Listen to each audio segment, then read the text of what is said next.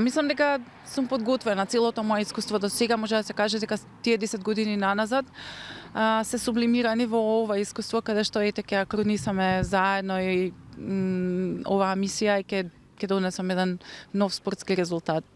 Да, се гордеем нашата земја. Ирина Арсова, првата македонка која се качи на највисокиот врв на планетата Монт Еверест, се подготвува за заокружување на својот животен предизвик. Проектот 7 врвови на 7 континенти. За тоа да го направи, останува да стигне уште до највисокиот врв на Антарктикот Винсон, откако извинатите години се искачи на највисоките точки на останатите 6 континенти.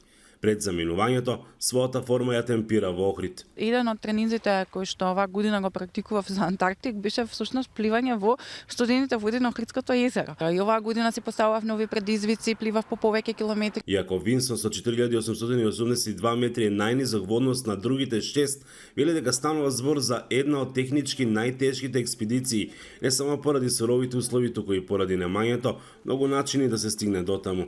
Може да се очекува температура и до минус 50 степени, иако сега во декември, кога е планирано заминувањето, се претпоставува дека таму е лето. Планината е глечер, во глечерот има пукнатини, треба да се внимава како се оди во глечерот, има и стрмни делови каде што се обезбедуваме со јажа. Само 416 луѓе од целиот свет, од кои 60 жени, досега го направиле овој голем подвиг. Се тоа што го прави веле со мисија и за промовирање на родовата еднаквост во спортот и за јакнување на жените во спорт, што било дел од глобалната светска менторска програма на State Departmentот, каде била алумна во 2012 година.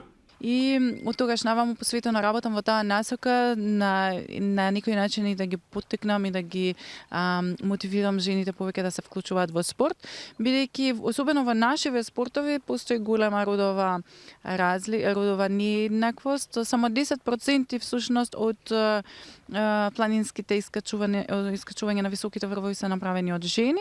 Илина Винсон ќе биде дел од тричлена интернационална експедиција. Од Охрид за Гласот на Америка, Мики Трајковски.